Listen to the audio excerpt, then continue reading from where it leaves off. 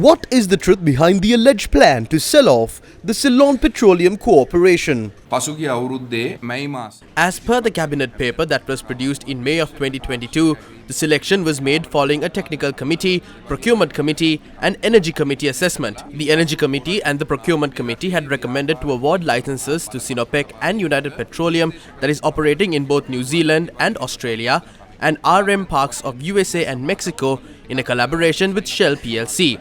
The agreement with the CPC is not for filling stations owned by the CPC, but for 450 dealer-operated filling stations. There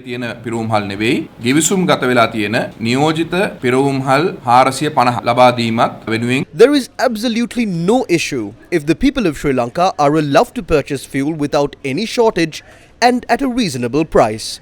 If 3 more foreign companies are allowed to enter Sri Lanka's fuel retail market, who will decide the prices? According to the Ceylon Petroleum Corporation Act of 1968 and the Petroleum Products Special Provisions Act of 2002, the power to decide on the prices is vested with the subject minister. Yet how many times did IOC decide on the fuel prices as per their own wish after they entered into the Sri Lankan fuel retail market? Most of the time, the fuel prices of Cipetco and Lanka IOC were not at the same level. So, what assurance can be given to the people that fuel will be available without any shortage and at a reasonable price after 3 new companies enter the Sri Lankan fuel retail market?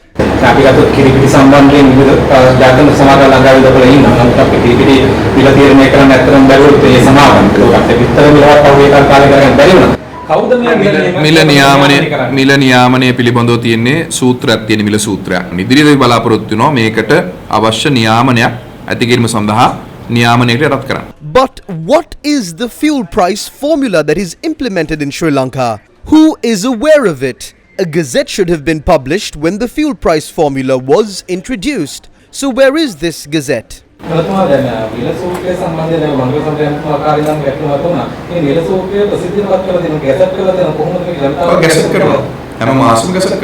Minister, it is true that prices are gazetted every month, but what is the formula that determines the price? What are the factors that determine the price?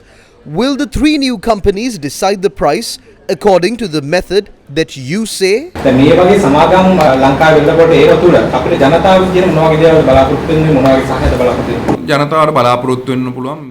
will be greater relief for the people because of the competitive atmosphere. They import directly from their parent companies and not from separate parties. Minister, why does the Indian oil company sell oil at a higher price than Cipetco prices on many occasions?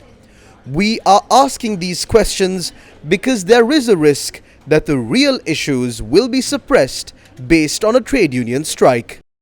However, the minister did not give an opportunity to the media to clarify these issues. ඒක ඔබතුමා වෙන දවසක අපි සාකච්ඡාවේදී ගන්න. නෑ මම හිතන්නේ ඔබතුමා කොච්චර ප්‍රශ්න ඇහුවත් අද මම මේ මාතෘකාවෙන් පිට යන්නේ නැහැ. මේ බෙදා හැරීම පිළිබඳව බෙදා හැරීමේ කටයුත්ත පිළිබඳව හරි මිල ගණන් අඩු වීම පිළිබඳව හරි මොකක් හරි තියෙනවා නම් ඔබතුමාට ප්‍රශ්න. The issue of New Fortress was raised here because it is important. The minister might not recall, but the founder and the national organizer of his own party and then finance minister Basil Rajapaksa gave his full blessing to sign an agreement with New Fortress USA. At the time it was said that it was a great opportunity to provide electricity at a subsidized rate. According to the agreement, Sri Lanka should be receiving electricity via an LNG power plant right now. This is because Sri Lanka is in possession of several combined cycle power plants that can generate electricity using LNG. Minister, what really happened with New Fortress? Where is the electricity that was to be given at a low price? That is why we are raising these questions on behalf of the people. If 3 new companies enter Sri Lanka's fuel retail market, will the people get fuel at a reasonable price without any shortages? What would happen if they decide on the price on their own? and even decide to suspend distribution, citing that they cannot provide fuel at the stipulated price. We have plenty of past experiences. There is, however, another question. What are these companies?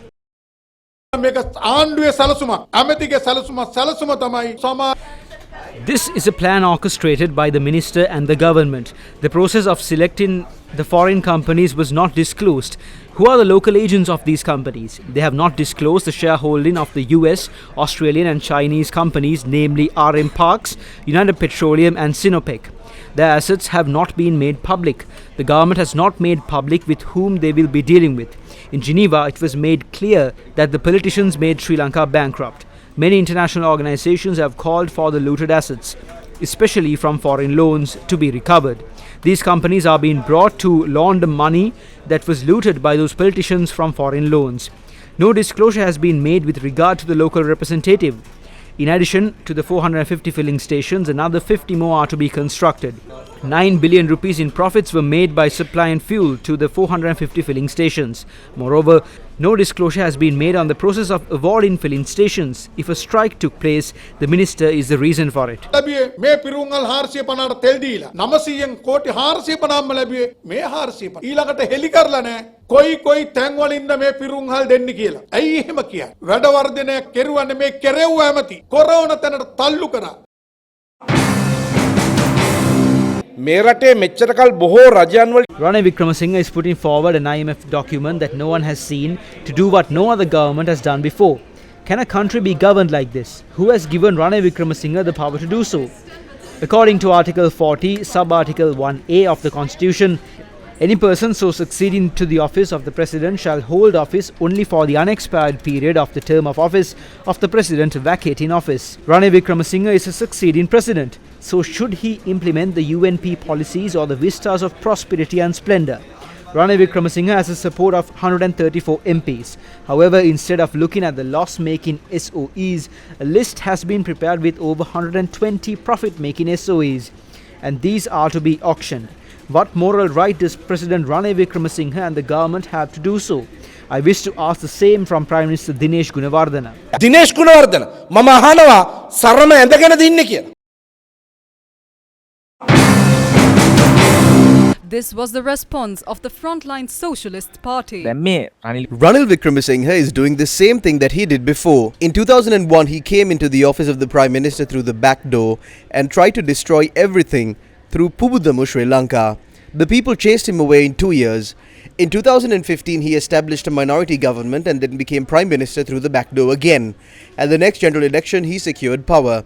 But he suffered a humiliating defeat at the next election. Now he has come into power even without an election and is trying to do what he couldn't do in the past. We believe that the people need to get involved in defeating this.